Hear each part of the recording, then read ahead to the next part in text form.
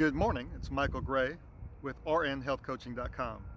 The following excerpt is going to be a part of my 4x4x48 David Goggins challenge. Basically, it's 4 miles every 4 hours times 48 hours. I started this on 4 p.m. on Good Friday and I ended on Easter Sunday 2020. If you can't do 4 miles, then you do 40 minutes or more of some type of exertional activity, whatever it is that you feel that you can tolerate for that amount of time every 4 hours. And it's actually quite challenging. One of my other biggest influencers is Fridman, who is an MIT physicist and has the podcast AI podcast, which is artificial intelligence. And he took this challenge from David Goggins, as well as in between each of the iterations, he did a gratitude journal. So basically, that's what I did is on between each 4 hour interval, I did some sort of a distinct gratitude and made a video on it. So I have the full video, which is quite lengthy, and then I also have these excerpt videos between each one, which is what the following is. And thank you. Have a good day, and mend yourself, move, educate, nourish, decompress, and enjoy this lockdown.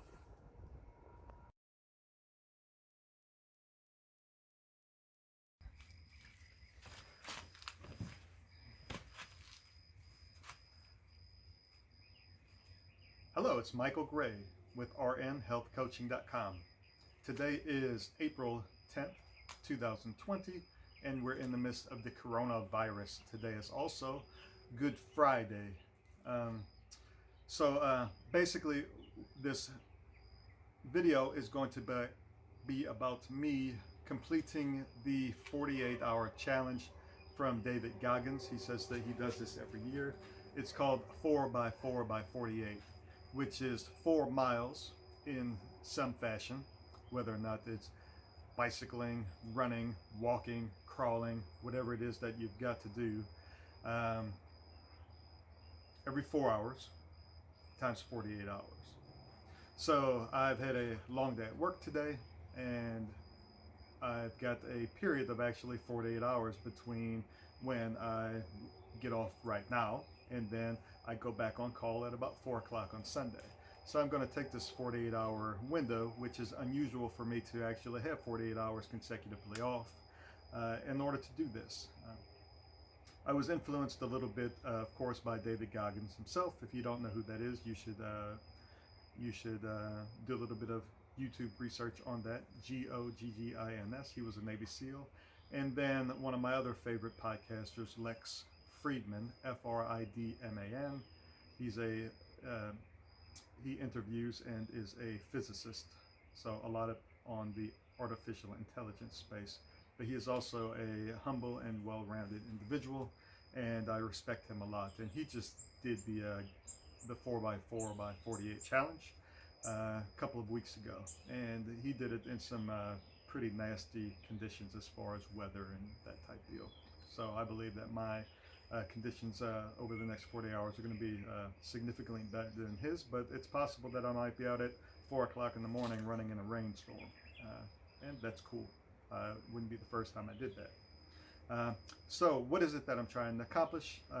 Basically just a change in perspective, a intentional placement of putting myself in an uncomfortable situation, which is something that I not only do semi-annually or quarterly, or basically I do this on a daily basis, just of my job as a home hospice nurse. I've been a nurse for almost 20 years now, and a hospice nurse for a couple of years now. So you can imagine that occasionally I'm in uncomfortable situations that are uncomfortable for the patient, the family, or myself, or everybody involved. And I feel that gives me a little bit of different perspective on life than people that don't necessarily have that experience has, and I appreciate that, and there's value. There's also value in doing this type of an uncomfortable situation where it's more physical, as well as just just shaking up the life process. it's not like I'm staying up for 48 hours. I can sleep in between. And the running for 4 miles or walking and jogging, which is probably what I'm going to do, is probably it'll take somewhere between 40 minutes and an hour, and I'll be doing that once every 48 hours, every 4 hours. A lot of the distance in running and the difficulty in running is lactic acid buildup. So when you give yourself these 3-hour breaks in between sessions, you have enough time for your body to kind of recover and get rid of most of that lactic acid so that you can repeat the event. So another thing that Lex Fridman did on his podcast is, or his review of him doing this challenge himself, was that he was very present and had gratitude on very specific things on each 4-hour cycle or each 4-mile run. And then after, he did a video journal. So I plan on duplicating that process, and I'm not going to use the same, it's basically 12 cycles. So I'm not going to use the 12 things that he gave gratitude on and talked about, but it was very interesting to hear him talk about these things. And if you think about, well, if you set this goal for yourself similar to what he did, and you spend that time in that one interval, so say that 4 miles, however it is you're going to achieve it, if you think about, say for instance, your relationship, and you spend that entire time only focusing on that one thing, it may build, it may solidify some things that maybe weren't solid for you. It may help you have some reminder of why some people in your life are important, maybe why you had to let some go, these types of things. So, and might give you an idea, hey, maybe I need to touch base with some people because I haven't, and if you just maybe have these fleeting recognitions of, that just happen organically on their own, you might not come up with the same conclusions, where if you spend a good solid amount of time delving into being focused just on one type of gratitude for an extended amount of time. So basically, in these 12 periods of recognition after the run, I'm going to make a short video, hopefully what'll be a short video, and it's going to be on these topics. So I created the topics prior to going up. And basically it's on things that I think about on a regular basis, things that I meditate on a nightly basis prior to going to sleep, as well as some of my most common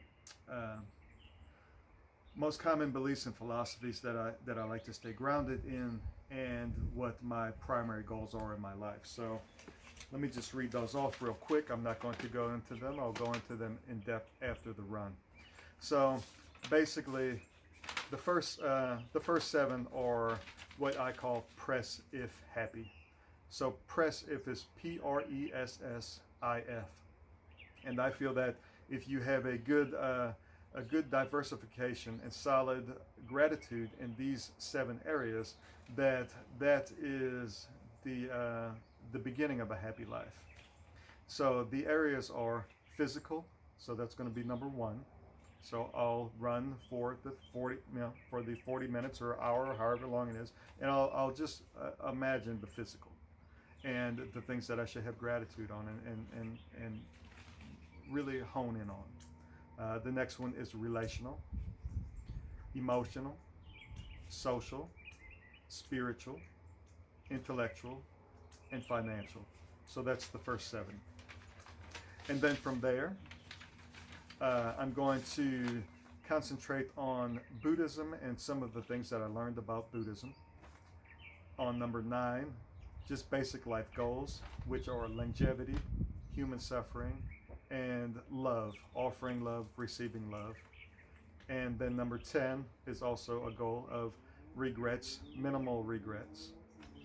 Number 11 is I'm going to focus on the field of nursing and having gratitude and just a strong focus on what that means for me right now, what it's meant for me in my past, and hopefully my future. And then finally, at 4 p.m. on Sunday, or noon, whichever one that might be, is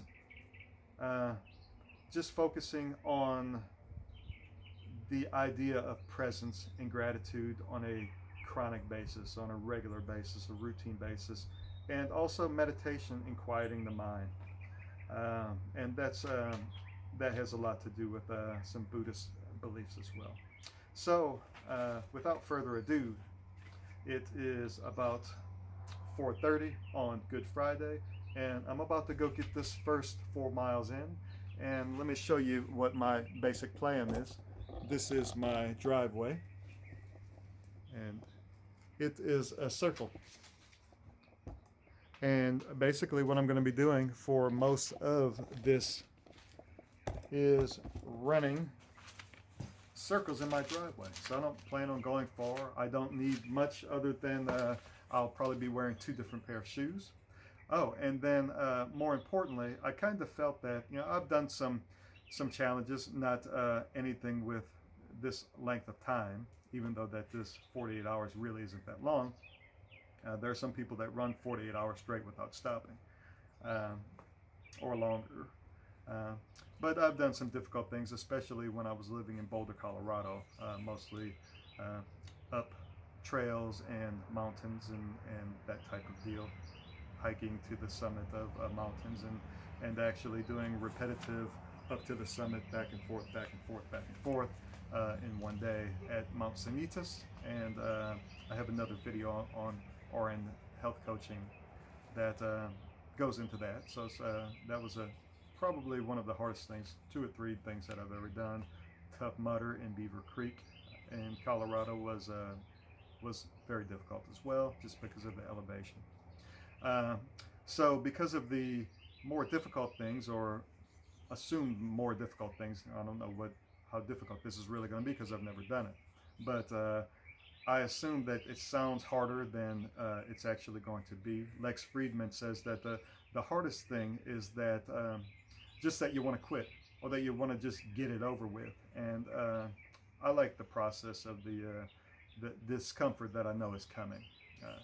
And so to add a little bit more difficulty on that, I do mostly intermittent fasting or compressed eating windows, and I have injected not exactly weekly, but periods of fasting, 24 to 36 hours. But I've never done any long fast. Maybe 36, I think, is the longest I've done, and I've been doing this for a couple of years now. But I wanted to find time to have an extended fast, and with this Easter weekend, and today being Good Friday and Sunday being Easter, I figured that I'm going to make the effort, and if I start feeling ill for some reason, I'm going to fight through it, and I'm going to continue to feel ill, and I'm just going to basically just grind through it. But if I get to where I feel it is dangerous for whatever reason, I'm willing to abort mission and deal with the success that I had, whatever it is that I have achieved. But I'm suspecting that this will be relatively easy to achieve, except for the fact that I'm going to just remain fasted for 72 hours. And I'm doing this for a couple reasons. One is because it's going to make it dramatically more difficult. One of the things Lex Fridman said was difficult in his was that about halfway through, he eats a primarily carnivore diet, which is the same as me. And it's kind of funny, some of the things that he says that he eats, like 4 Wendy's hamburgers, is something that I've been doing for a long time, or McDonald's, or Burger King. A pound of Arby's roast beef every now and then. But he decided that in the middle of this challenge that he was craving rotisserie chicken, and ate an entire rotisserie chicken. And in retrospect, that was a bad idea for him. So I'm going to try and learn from the mistakes of others and not do that. I'm actually going to do quite the opposite. I'm not going to eat anything. I've got a theory that we all have biscuit poisoning, and I'm going to have myself for breakfast. I've got enough biscuits and muffins on me to last me 48 hours for sure. And I haven't eaten anything since yesterday at 2 o'clock, and today's, so basically I'm about 26 hours fasted already, which may have me slightly towards a state of ketosis. I also have a ketone monitor that I may or may not check my ketones intermittently. I'm guessing right now, if I were to check it, it's probably 0.6, and by this time tomorrow, it's probably going to be 1.5 or higher, and then maybe even in the twos by Sunday. So that's where my fuel's coming from. I don't have fear of not eating. I do know that not eating and this challenge physically, and this challenge emotionally, and this challenge logistically, on top of not having caffeine, would not be a good idea. So the monkey wrench in that would be the caffeine, so I'm not even going to attempt to do that. So basically I'll be having black coffee, probably a lot of it. I'm guessing maybe 2 or 3 pots a day. Who knows? I don't know. I already drink a pot and a half a day, so the 2+ wouldn't be much of a stretch, especially since we're kind of at home isolation and quarantined just because of social distancing. So my main consumption is going to be black coffee, maybe some green tea, and then some water with electrolytes in it, and that's I use basically Cole's snake juice, so Cole Robinson, and most of the time when we're having hunger pains, when we're craving, we're not actually craving the food. We're not actually needing the food. What we're needing or craving is the salt. So if you can have water and put salt, sodium chloride or pink Himalayan salt, with some potassium chloride, which is no salt or new salt, just maybe a half a teaspoon of that. I would just go and if you're interested in that, you can Google it. So basically what it does is it provides sort of like the idea of what you think a Gatorade should do for you, which is replace your electrolytes. And that's what I will be doing. So if I'm hungry or craving salt, then I'm just going to replenish my salt storage and go from there.